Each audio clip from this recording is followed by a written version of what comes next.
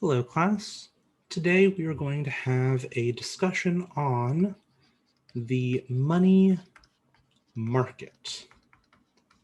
The market for money, and we're actually going to look at and illustrate how a change in the demand for money or a change in the supply of money affects interest rates and thereby affects our aggregate demand, aggregate supply model of the economy as a whole.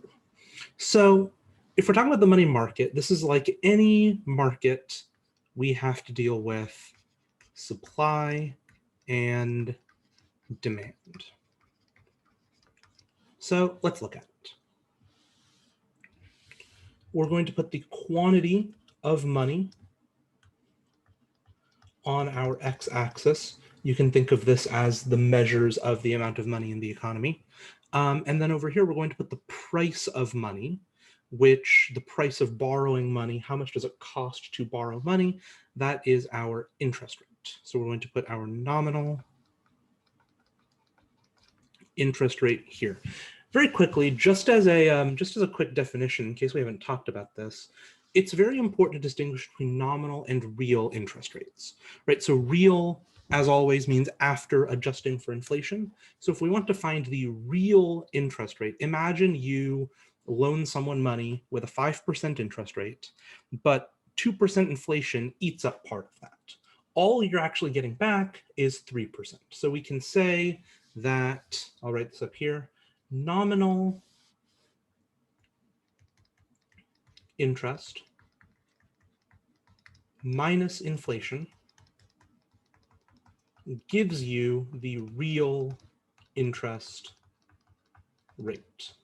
So again, imagine if you have a 5% interest rate on paper, but there's 2% inflation, that means that the lender is only actually getting back 3%. As we've talked about, borrowers win and lenders lose when it comes to inflation for exactly this reason. Real interest rate is the real amount they're getting back.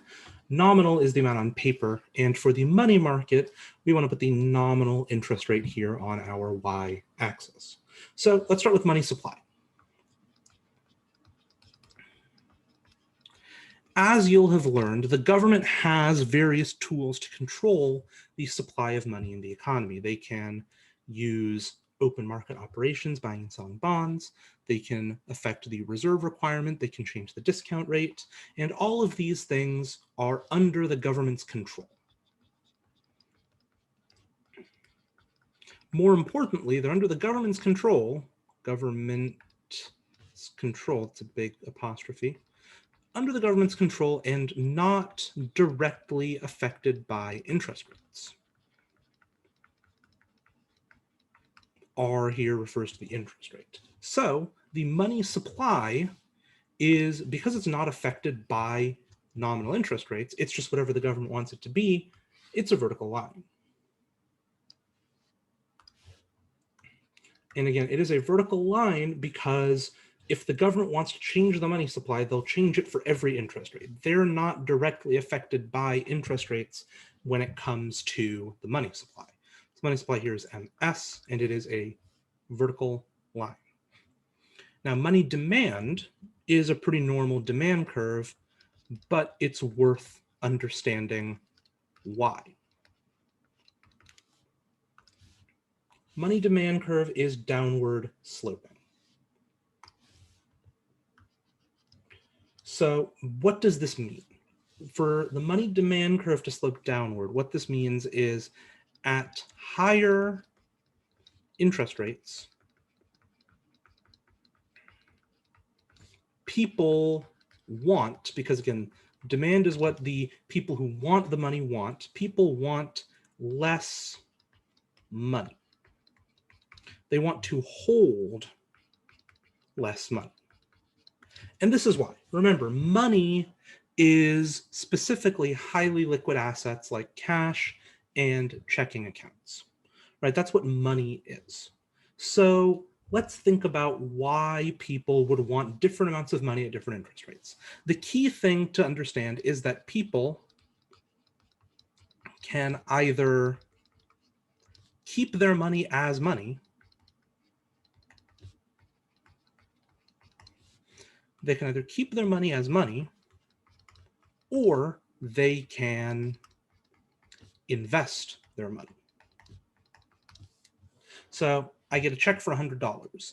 Do I want to keep this $100 in my bank as money, or do I want to go put it in the stock market, put it into a house, put it into bonds, put it into some kind of investment? Those are my choices. I can keep my money as money, or I can invest it.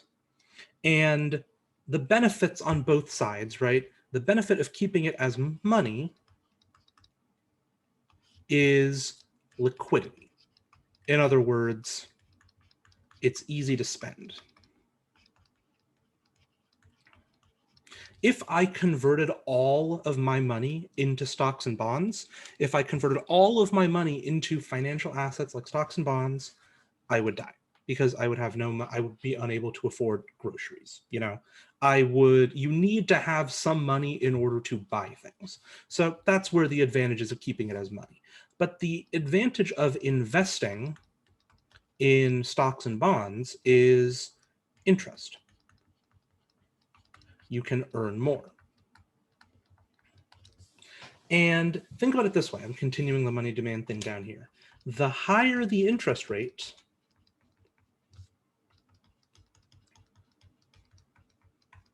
the more people want to invest. That seems pretty obvious. If interest rates are extremely low, people are not really going to want to put their money into bonds or anything like that because they're not getting anything out of it. But at higher interest rates, people want to invest more. People want to loan money more because they can get more back. But if they want to invest more, they have to turn their money into investments, which means they want to have less money.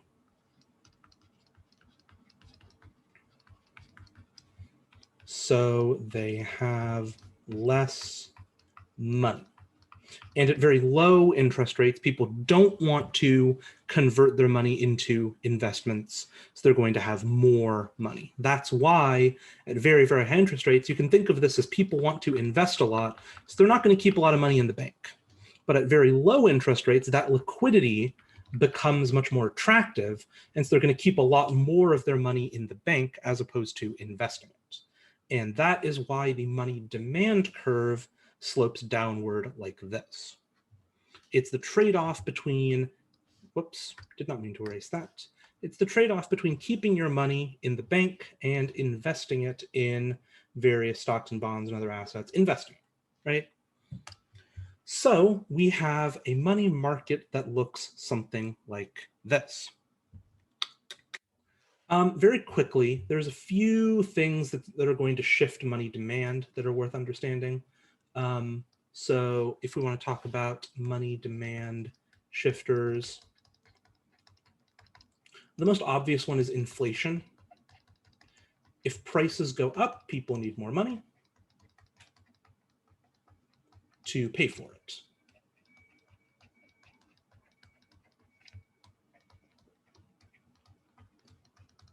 People need more money to pay for things because now things are more expensive. So that would increase the demand for money.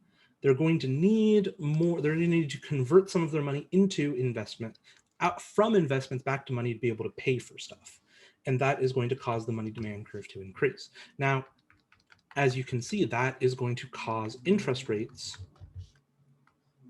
to rise. And this whole thing, you might recognize this as the interest rate effect that we talked about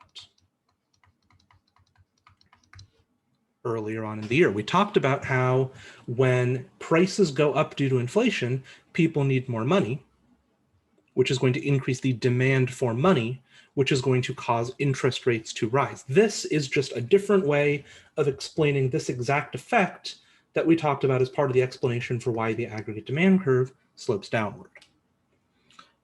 That's the only money demand shifter I'd worry about. Money supply shifters, you'll have already learned about these. These are things that the government can do to affect the money supply. Think about buying and selling bonds.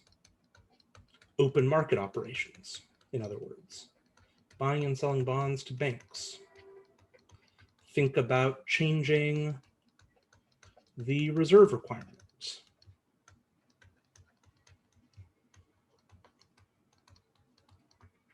think about changing the discount rate.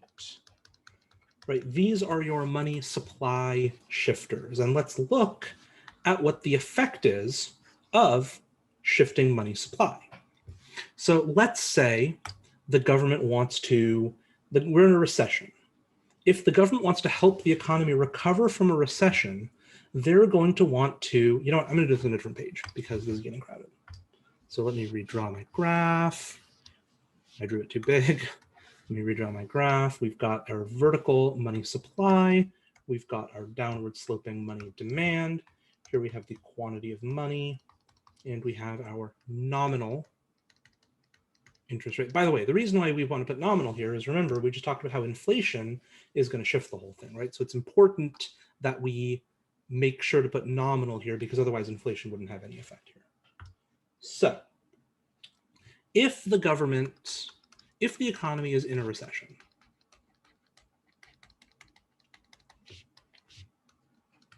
one way the government can address this is by increasing the money supply, which, as we can see on this graph, because the money supply is essentially unrelated to interest rates, it's just set by the government, it's just going to move our vertical line over to the right. And as we can see, increasing the money supply is going to reduce interest rates. So increasing the money supply, we can very clearly see in the money market, we move down the money demand curve, which means that people want more money now. So this causes interest rates R to decrease. And as we have already talked about, very importantly, when interest rates fall, investment spending goes up. Remember, this is investment spending in our C plus G plus I plus X minus M formula, which causes aggregate demand to increase. So this is our monetary policy. As you can see, this increase in the money supply directly corresponds to this increase in aggregate demand. We move from this graph, lowering interest rates, to this graph, where that increases aggregate demand, pushing the economy out of a recession. Similarly, if the economy is in a period of high inflation, let's say, period of high inflation, look at what we can do. We can do the exact opposite. By decreasing the money supply, we are able to raise, ignore this down arrow, we're able to raise interest rates. You know, I'll just raise it. We're able to raise interest rates, which moves us backward on this graph because now investment spending is going down because it costs more to borrow money. Because it costs more to borrow money, investment spending is falling, which moves us to the left on our aggregate demand curve. So this is how the money supply affects the economy, right? The money supply affects the economy through the money market by lowering or raising interest rates, which affect investment spending, which affects aggregate demand. And of course, as we've discussed, just like with fiscal policy, there is expansionary monetary policy,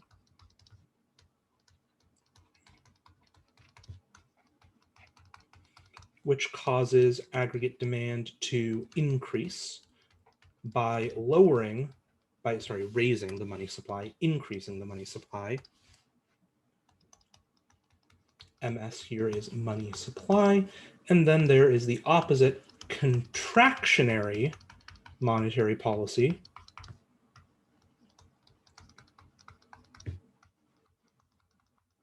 which causes aggregate demand to decrease by decreasing the money supply. So that's the other side of it.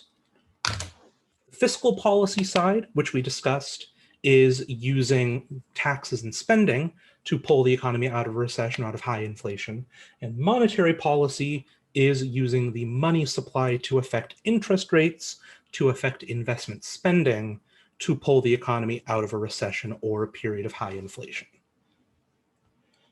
And of course, as we discussed, monetary policy is a little bit more effective because there are a lot fewer checks on the power of the Federal Reserve compared to Congress. They have a lot more power to just kind of do what they want to do. Okay, that pretty much concludes this lesson. Thank you for listening.